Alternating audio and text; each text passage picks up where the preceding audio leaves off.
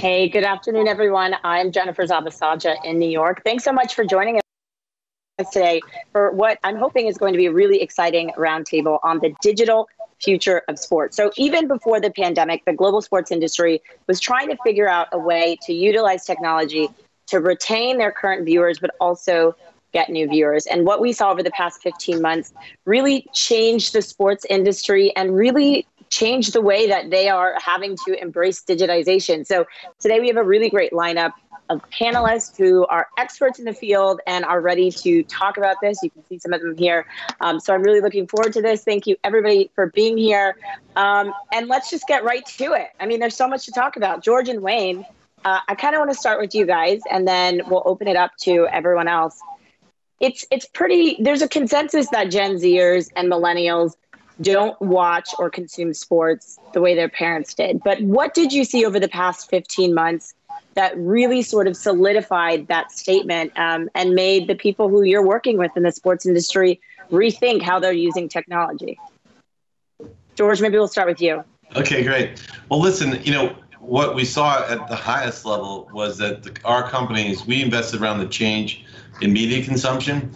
And so our companies really weathered the pandemic extremely well. And actually, the pandemic accelerated digital technology. So while other parts of the ecosystem were hard hit, and I feel very badly about it growing up in sports, we saw the consumption of our products and services increase during the pandemic. So simply put, I'd just say that more than anything, we went through a tornado and came out of it in pretty good shape. And I wondered why. And the real reason is we invested behind data and technology. Data and technology. Wayne, do you share that same sentiment? I mean, I wonder what it's like with some of the people that you've been working with. Well, Jennifer, thanks for having me here. This is awesome. I mean, this is, for us at 76 Capital and the kinds of companies that we invest in all startups within the sports tech world, esports and sports betting industry. So it crosses all these different areas. So when you specifically talk about from a media perspective, it's been unbelievable, the types of new and innovations that are coming down the pike. I mean, look, we're all shocked by the NFL $110 billion plus deal, right? Those types of things make a difference. It's all about this idea of what new types of ways can you engage fans. And so whether that's through augmented reality, which we just recently invested in a company called Quintar around that, whether it's sort of the new type of fan engagement that you receive from a media perspective with one of our companies called C360. These are opportunities and ways for you to engage with the games, for fans to be able to engage and have multiple devices and multiple ways to really see the way things happen. And then, of course, you layer in sports betting into all of that. Maybe not for the kids, but for everybody else. I mean, that's the thing that's just so exciting. I mean, and that's where we've just seen incredible growth across this, and just the types of things we've seen from the side of where the big companies want this, so we've been really fortunate to, have had 3 big exits here this year in 2021 and around this industry, whether it's, and so a lot more we can talk about here. So, Wayne, on that note, is it that the big companies wanted this to go the way that it's going, or did they need it? I mean, in order for their live sports divisions to continue on? And I'm welcoming anyone else to jump in here too. Well, I'll just jump in real quick on that. I think they want it, right? I think the one thing is that the big guys want it. So like when we built, the CNBC of sports betting, a 24-hour sports betting network called VSiN, which was started by Brent Musburger. We sold that to DraftKings. They needed it. They want it. They want to have it for their consumers. The next generation sports betting platform that Victory built, that's now owned by Fubo TV. Like they wanted it, right? That's an opportunity. Paul and I are investors in a company called Whistle Sports that was sold to 11 Sports in the middle of all this in Europe. And now they have a $360 million, media company, global media company that they're going to do some really special things to do around. So these are the kind of things that are happening in this industry right now. Paul, what were you seeing in this industry? I mean, Wayne just mentioned Whistle Sports that you invested in. Why jump in the mix? Well, I think getting back to your first question, that like the difference between millennials and Gen Zs and their consumption behavior, we've been for as long as, professional sports have been distributed across television going back to the 60s and how the NFL built their business tied to that. We've been attached to Nielsen numbers and like the revenue tied to viewership and the CPM that's given to the broadcaster cable network that's distributing the games. And you have spots and dots and in-game features, and that's how the networks make their money partly. And then the other is the affiliate fee from the MVPDs. So what we're seeing more so with Gen Zs is the preference of consuming live sports on streaming platforms. Millennials are kind of in the middle, and I'm speaking as a millennial and also looking at the data, is that we actually favor sports more than our predecessors and our parents. We're watching more sports. We consume it through social. We're starting to get there on streaming, but we were actually pretty hesitant as a group, and so we're looking at our numbers, for example, in the kind of the future of distribution of sports away from broadcast cable and now broadcast streaming. Comcast as the nearest example of announcing that NBC Sports was going to be shut down, even though that's a profitable business for them, getting in front of 82 million households a year. And just looking at the future, to your second point, which is entertainment executives that were leading the charge of the streaming era, going to Netflix and to Amazon, and now we're seeing across Disney Plus to Peacock and such, viewed that customer acquisition strategy as scripted and a little bit of unscripted. And what they've seen as we're tucking live sports into these streamers is that it's actually the most effective customer acquisition tool. And the LTV that they're tying to sports fans is far greater than what they anticipated. So at the executive level, sports executives are meeting with entertainment executives for the 5 major media conglomerates, and they're conjoining their strategies. And we're going to see more multiple ways of consuming sports. Our game's on NBC. It's also simulcasted on Peacock. We have unique viewers on both. Right. Elise, I want to bring you into this. You wanted to share something. So there's 2 things, and it literally takes off of what Paul and Wayne were talking about. And this is what I call fresh audiences, right? That's anybody who is in this generation, who is in the next generation and the generations to come. But I call this like the snack and share culture. So it's the era of snackable content and shareable content. And so when you take a look at Gen Z, let's just say that's, post 1996, and let's just call them fresh audiences. They are so attuned to engaging and sharing short form content that immediately gets to the heart of a conversation. So the content that, sports properties or traditional sports properties, the benchmark for them really needs to be, how can I take this 2 to 3 hour event and turn it into something that is like or is shareable content? And that literally is related to, honestly, this new form of return on investment, this new form of revenue generation, because in the past, revenue generation for sports properties has been so tied to their rights holders and their sponsors. And that is also engaged now in digital platforms, which is where these fresh influencers live. So the ability to be able to understand that while rights deals still drive that revenue proposition, their growth year over year is much lower than the growth of these digital snackable content platforms that are growing by 100% a year. It's just as you go from generation to generation, you're going to get a larger percent of the population that is focused on short form. And that's when the pendulum is going to fit as it relates to the revenue value propositions that all sports ecosystems are going to have to deal with. Right. So then on that note, Andre, you're a former athlete. Does the live sport element, spectators going out, packing into an arena or a stadium with thousands of people, does that still need to happen then if this new generation is consuming the snackable content? All right. So, if I talk, first of all, I'm glad to be on the panel, but if I talk from the athlete perspective, of course I'm going to be selfish because I need the fans out there, right? Like I need that feeling of when I get a tackle and, the fans are screaming. Like I need that. All right, feed my ego a little bit, okay? So out there with no fans, I mean, it's going to be hard for me to enjoy the game as much because as athletes, we really do it for the fans. All right, so like that'll be difficult. But I will say this, and, a lot of times when we think of like Gen Zers and, if you're from the South, the older folks, they say they have this Southern drawl. They'll say, well, these young whippersnappers these days, they just don't have the attention span that we had. All right. Like, they all say that. But I actually look at it like realistically, Gen Zers and younger millennials, it's not that they don't have the attention span, but they just want everything they can get as efficient as possible. And that's the thing. And so this is where I really get excited to where sports is going to, because at the end of the day, like, you still need sports to have highlights. Look, everybody knows you only need to watch a basketball game for the last 30 seconds to get the whole game, all right? Like, seriously.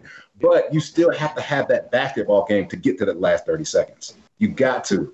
And so what I love now, what NBA Top Shot did is, with these NFTs and things like that, now we're able to get these digital highlight clips that the Gen Zers and the younger people really love those clips. Well, we're able to use the entire game to get those clips. And now these big media companies can use those clips to sell them, right? And that's what's been happening. This is why I love what NBA Top Shot has done. So there's really good things going on. I know that, they say that the attention span is less and Gen Zers aren't really watching games as much, but you still have to have the games to have the highlights, and you still have to have the highlights to feed my ego when I'm playing. So anyway, but seriously, but I get really excited about what's going on in the world now. And on that, Patrick, you did something really interesting with fan-controlled football and created a way to engage viewers even more so. What do you think about all of this? I think first of all, I could listen to Andre read the phone book. Like, I honestly, let's let him just talk the entire panel. I think I push back a little bit on the idea that that there's a shorter attention span. I mean, look, literally, I can point to any millennial on the planet or Gen Z and watch them play 4 hours of Fortnite. It's the type of content that that's put in front of them, and I think that's what we saw.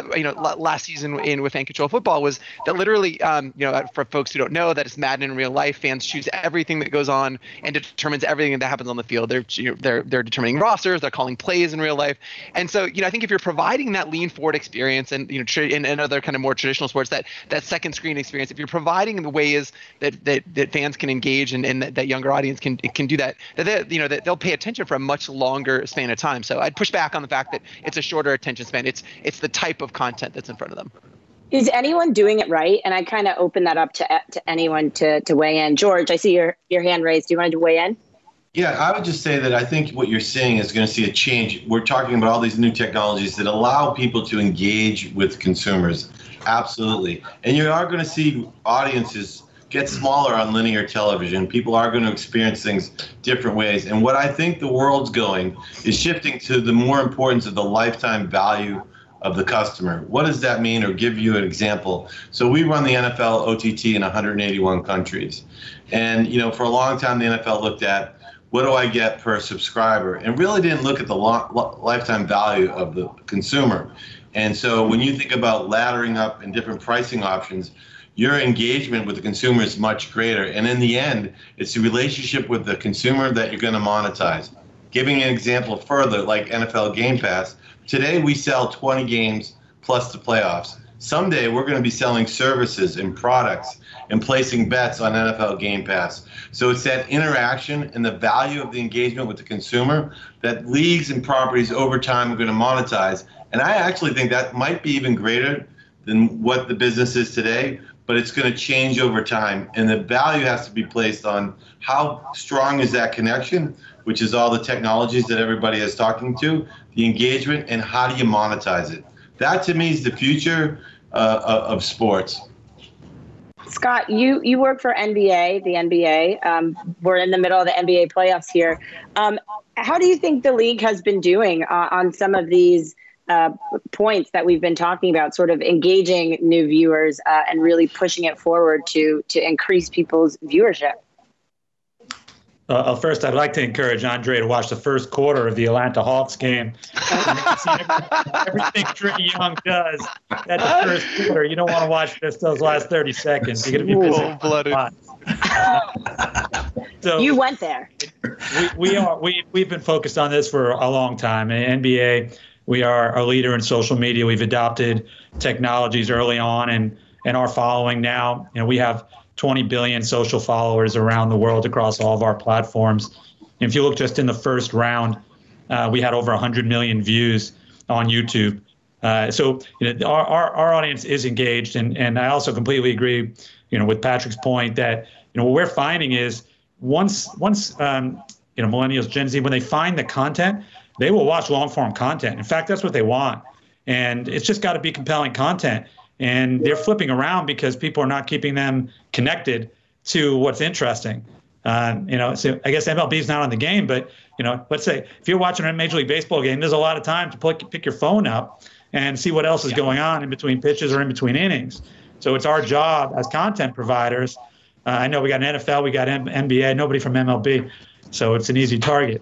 But the key is to make sure that you're continuously feeding a variety of different content, making sure that they're staying engaged. Our players, it's a tremendous asset for us. Our players are incredibly authentic and creative in this space. So, while the league is doing a lot, our players are doing even more than us, given the volume, the number of them, and that working with them to create more content and making sure it's widely dispersed is what's made us so successful up to now.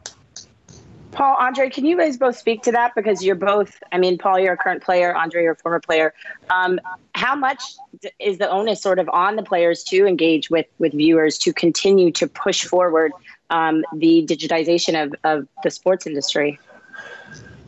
Yeah, I'll take first shot at it. Yeah. And we structure our league to take advantage of what I think as players is closest to the bottom of the funnel of all the properties when it comes to sport, bottom of the funnel of communicating with fans on ticket sales to tune in to sponsorship engagement. And that's been the biggest shift in the social media era, is giving talent not only a voice, but in many cases a larger audience, an opportunity to build a larger audience than the teams and the leagues themselves.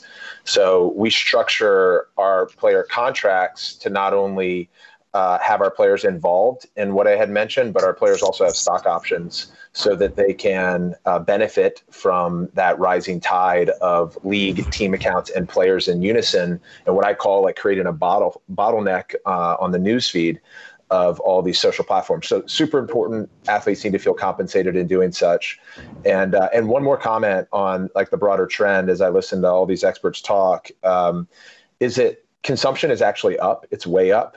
And if you take consumption, it's total viewership across all mediums, it's interaction, which interaction didn't really exist in the linear age.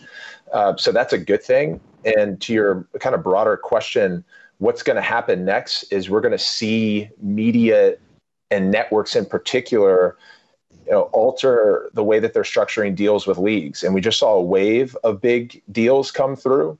Wayne mentioned the NFLs. But as everyone is challenged to monetize or chase the kind of free or earned media they're getting from social and figure out how to monetize that, I think it's a restructuring of the way the networks are cutting deals with the properties. It used to be, from the consumer's standpoint, in the broadcast cable era, like a New Year's Eve menu, all you can eat, and you don't get a choice. We have 250 channels that we pay $250 for, and we watch 5 of them.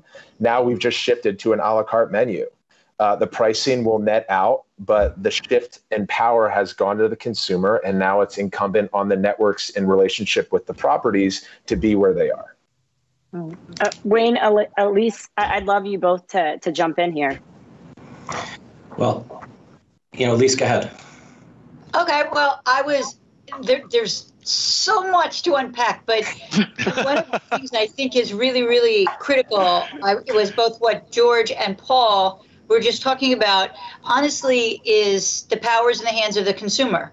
And I'm always saying that, first-party data is the currency of choice for sports properties in the sports ecosystem. And when you know who your consumers are, you can monetize them. So to George's point and to Paul's point, today's ecosystems have essentially, in many respects, mortgaged that one-to-one consumer access to their digital platforms, which is where fresh audiences live. And I always joke when when a team comes to me and says, I just got 1 million, likes on my Facebook post, I'm like, good for Facebook, because that's the classic disintermediation. Facebook knows who those consumers are, but the sports properties don't. And all of these stakeholders in the world of sports properties want access to that cleansed, structured first-party data, and those teams and properties don't have that. So any technology that helps these teams and these sports properties and these broadcasters understand who those consumers are, that is where the ROI is driven. That is where the future of monetizing, and the LTV comes into monetizing a consumer. When you know who that is, you can monetize them. And that is the critical next steps, I believe, for sports properties in the sports ecosystem, the ability to do that. Wayne?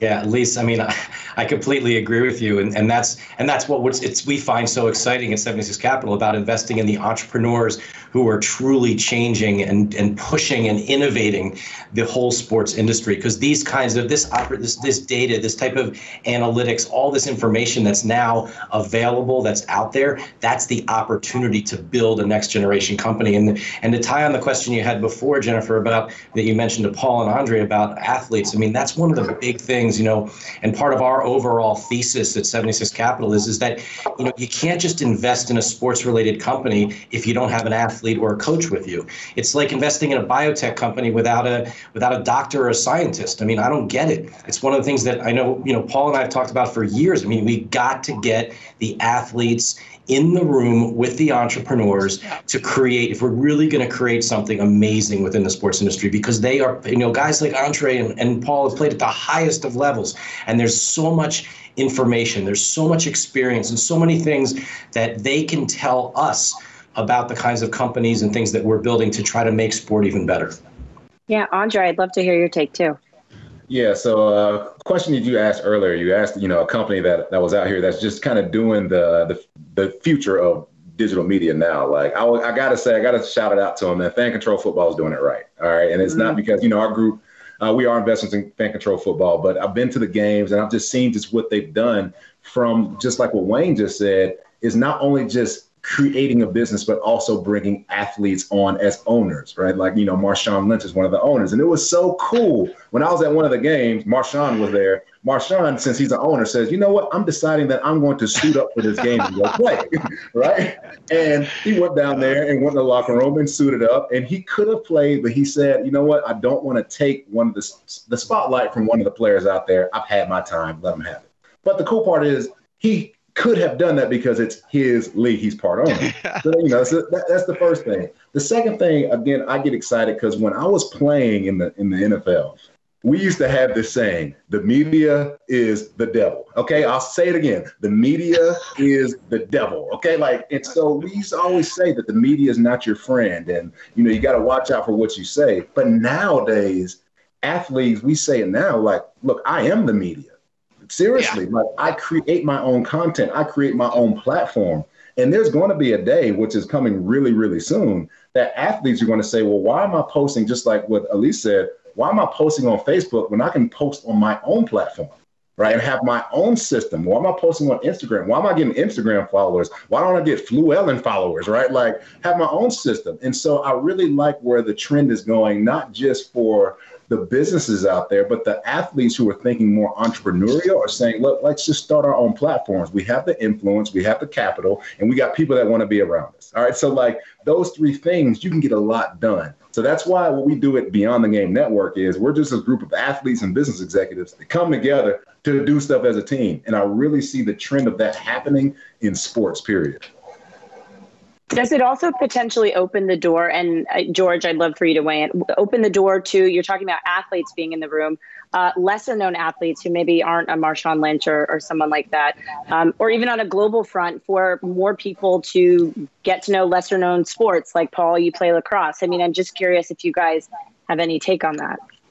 I think definitely going direct to consumer now allows more sports, allows more athletes, a platform that didn't exist. Essentially, the broadcaster was determined who was going to watch and what you're going to watch. Now the consumer does. So the technology is allowing people in sports, take the World Surf League, take any sport, and now has an opportunity. If you can get 100 or 200,000 subscribers to pay, you've got a business. Where before you'd have to do a time buy, hope somebody watched, and hope you could grind your way through it. The one other point I would make is, what's unique and you think about the size of the opportunity and something we're quite focused in following up on Paul and Elise.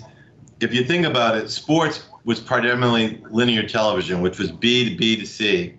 And also the other big stream is tickets, which was really outsourced to brokers and other third parties.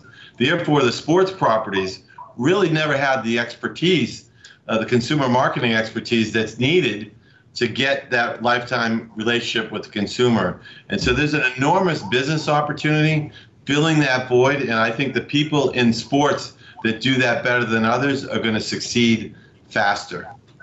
And one last thing, that because younger people are consuming content differently and it's more tech related and engagement related, you're also going to get a leg up on a younger consumer that's not going to be consuming content on a linear fashion. And there's just a huge void and expertise. And it's one of the things we look to invest in is filling that void and helping accelerate the growth of the properties. Elise? So to tack on to what George just said and expand on that a little bit is this concept of the old sports model and the new sports model. And so legacy sports still operate on that old sports model for the most part, linear rights holders and brands as sponsors. And so think about the consumption habits of these fresh audiences are driving this new model, which is really digital rights holders and brands as advertisers. The same brands who are sponsors are also advertisers, right? So when a Toyota, as an example, right, is a digital advertiser, they will pay a specific CPM to reach that target audience through an advertising technology stack. And it's very, very efficient and cost effective. So brands want the same experience as a sponsor in sports as they do as a digital advertiser. But because sports don't know who those consumers are, you go back to the same problem of how can I deliver value? And so these brands, which are the lifeblood of sports in the world of sponsors, it used to be category exclusivity. There was a car. Now there's three cars. There's the truck division, there's the luxury division, and there's the economy division. So this whole platform of old versus new is being upended, and that really is being driven by these fresh audiences that consume, but they just consume differently. And to George's point, the smartest ones are the ones who are going to recognize the value of the athletes, deliver equity to those athletes, and monetize the hell out of this new audience in a way that matters to them. I feel like that was a little nod to Paul. Yeah, well, I'll say one thing, maybe two, but one is that the valuation methodology is changing on the rights packages. So we've been saying a lot of LTV, lifetime value. That's a subscription metric, and that's what the MVPDs or the cable service providers were valuing in their affiliate deals with the networks.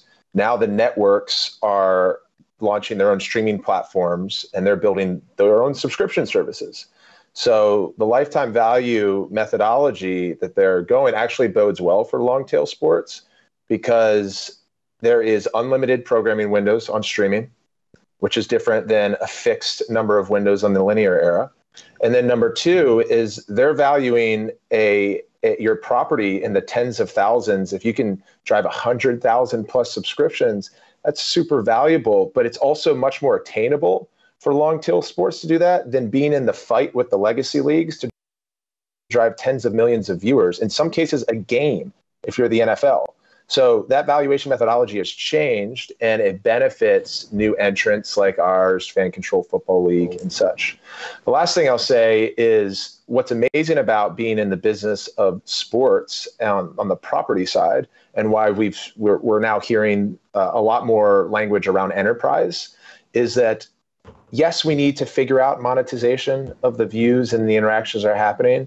But sometimes we need to realize that we already are. And the benefit of being a property is it's not just media rights that's driving revenue. It's not just sponsorship. You're selling tickets. Merchandise is huge. If you look overseas, in some cases for EPL teams, merchandise is their second largest revenue driver. They're updating kits every year. They have alternate kits. And it's a thing in the culture to buy your new kit every year. Right. So that's the fourth. And then what we're seeing with a lot of leagues, and we do it with our academy, and MLS just announced their latest MLS Next, is your youth business. So there's all these different ways to figure out monetization, which isn't just tagged to a price tag for someone who's watching your product, whether it's on social, digital, or linear. Scott, does all of this bode well for the NBA? I mean, the NBA is huge, it's a massive league. But do you see these technological advances and the way viewers are engaging just continuing to help the NBA grow?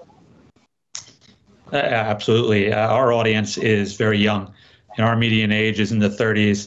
They're active on social media. They're gamers. They're into music. They're into fashion, technology. And again, I go back to our players. Those are the things our players do. So when they're spending time in the things that they enjoy, they're bringing a new audience into the game. Even if they don't consume the live game, there are so many ways for them to engage. And because there are so many different outlets and so many different forms of content, we're able to engage with them and hopefully move them to the live game. And they'll be able to experience that as well, whether they do that, in a linear fashion on our OTT platform, NBA League Pass, or really on House of Highlights, or any other way that we determine to distribute our content. It'll work. And take an example in Brazil, for example. I think going back to Elise's point, we've basically, our media partner there is Budweiser, and we have jointly put our games on YouTube, and that's where people access the game. So Budweiser is not buying ads. They're our media partner, and they're the ones that are helping us create the content and distribute that to make sure that their brand is being seen alongside the NBA, a completely different way than they've ever done it. And Scott, I feel like it's important to note that you are EVP of NBA Asia. So you are in a market where live games are not even being played. Do you still see viewers there, though, interested and engaging with the league, given they don't have the ability to go to an arena and watch the games? Yes, it helps that everybody, basketball is an indigenous sport in virtually every country in the world. So we do not have to go out and teach people how to play or to understand the game. We may have to teach them how to play a little better, make sure there's an ecosystem of coaching so that kids will learn how to play, and then there is a pathway for them to be able to achieve the highest levels. We have that now with Rui Hachimura and Yuta Watanabe coming out of Japan. We have players from Australia, Principal Singh from India playing in the G League. So we want to make sure you can come out of any country in the world and ultimately become an NBA player. But we look at geography, we look at accessibility, we look at consumer behavior in each of these countries, depending on the median age, the economics, and make sure that our content is available in the right form at the right time, and on the local platforms in the country. If Facebook and YouTube are ubiquitous around the world, but in each country there's a few other platforms that we're working with that are very specific to those countries as well. And Patrick, I want to bring you in talking about different platforms. I mean, what's next for fan-controlled football? What is it that you are focusing on? Growth. I was going to shout out just a second ago. You asked a little bit about new technologies, and I wanted to shout out Scott actually in the NBA, in the sense that we are a league purpose built for Twitch, right? Again, the interactivity is our ethos, and so we built a lot of the technologies around ways fans can interact on Twitch. And I think when we set out to do that, we looked at who else is doing what on platform, and then the NBA did a really good job with the G League and using kind of that Twitch extension platform, which is a visual overlay that sits on top of the games and allows fans to interact. I was obviously really excited about what they were doing. But yeah, we're obtusely focused on season 2 and growth. We're adding 4 new teams this coming season. And then, we are fan controlled sports and entertainment. So sports is plural. So we're looking at other sports at the moment. So a lot more to come. And I want to just do a round robin and talk to everybody about what you think is next. I mean, obviously, we're still in the middle of the pandemic, and so consuming sports is a little bit different than it might be. But I'm just curious to get all of your takes about sort of what you're watching next. Maybe, Wayne, we'll start with you. We haven't heard from you in a few minutes. Sure. Well, look, that's what we're all about at 76 Capital, is what's next. Investing in the entrepreneurs that are doing the next thing, right? So whether it's augmented reality, whether it's new type of engagement from a media perspective, whether it's, all the new things that are happening within sports betting. For us, that's such a big focus of what we do here at 76 Capital, investing in those entrepreneurs who are building those businesses. That's something that we think is just, we're just scratching the surface here in America, where we have, 30 states that have legalized sports betting plus Puerto Rico and DC. So we're not even fully there yet. And there's so much opportunity there. And then I can't neglect to say what's next from an esports perspective. And from look, that's an area when, we touched a little bit on youth side of things. I mean, the youth side of esports is really fascinating. It's kind of like an upside down model here in the US, where we kind of have the pro levels and colleges and, but the youth side is an area which is you really need to build, and that's something that we're really deeply involved with one of our companies called Nerd Street Gamers. But I mean, these are things that we're just so excited about with the growth of sports. And what we'll say, I'll say it, I'll put it out there. I mean, to this kind of an audience, I believe that the biggest industry over the next 10 years in North America is sports. Period. Wow. Andre, do you have anything to say on that front? Absolutely, yeah. So I really think the future is the Paul brothers, Jake and Logan Paul, really showed me something. And I know it seems like a lot of people say what they've done is bad for sports. I am seriously, because you got to think about it. Now it's made the average person an athlete now, and the ability to compete with other athletes. And shout out to the Topo Chico that you're drinking over there, Patrick. But anyway, it's delicious. Have you guys tried this? I love it. Hooked. Sorry, but yeah. So what they did though, again, they made just a regular person, a YouTuber, fighting Floyd Mayweather. And so I think that the future, we're going to see more like this. And I think it's good, not just for sports, but it's for the younger generation too, because they identify with these people, right? Identify with these guys.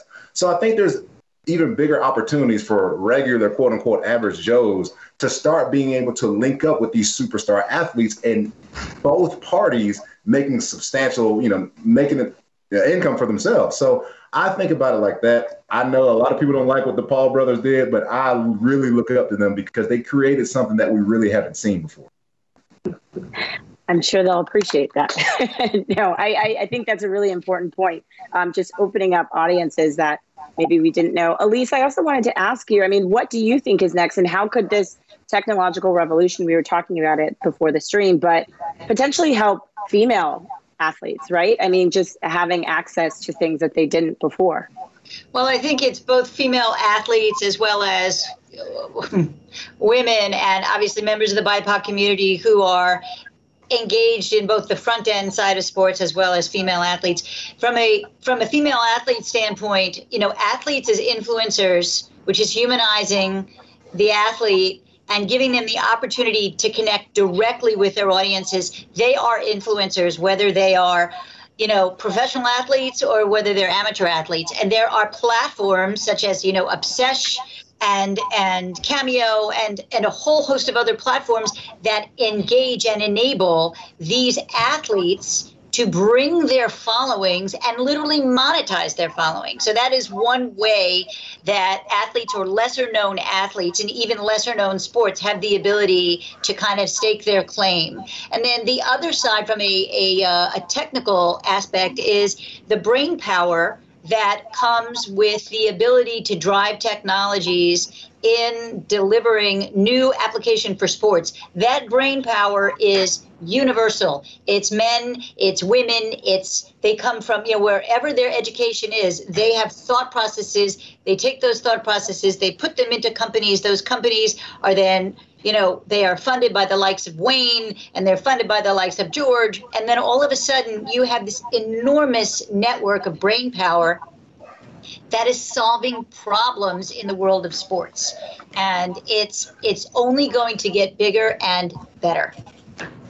I love that. Hey, Paul, can you jump in here? Yeah, as I'm listening to all these experts talk, it's stimulated some thoughts. So I jotted down some notes. Why not make some predictions on the Qatar Economic Forum? So here we go. So broadcast, I feel formerly, known as cable subscribers will trim down to 50 million and probably level there. And that's a good business. Right now, annually, the advertising business is 70 billion a year, down from 100. But we're tracking the cable cutting or the cord cutting. That's where I think broadcast will net out. Broadcast is still really powerful and doing well. Cable, outside of the top 20 most viewed annually, gets tucked into streaming. We're going to see more of the media conglomerates close down their cable channels and tuck them, the those properties and that IP into their streaming platforms. We're going to see a ton of M&A. We just saw the Warner Media spin out. If you don't have broadcast O&O, you're in trouble. I think Apple or Netflix is also going to buy Viacom CBS. I made that prediction on one of my blogs that people don't read. And and larger AGOs, so the authorized gaming operators, they will purchase and are continuing to try to purchase media rights and compete with the networks. I think they're going to fall short because they don't have the blue chip pedigree or the broadcast O&O. So they'll either be bought by the media conglomerates or they will buy them, and expect the media conglomerates to build their own books. And the last one, which I think related to the near term and what we've been talking about, is just, I agree. I don't think Gen Zs are lower attention span. They're just nurtured differently than us. So they're growing up with shorter bite-sized content. And so that's what they want. We grew up with live sports in 2-hour windows, and that's what we wanted. So I think to get them, we just have to produce the games differently.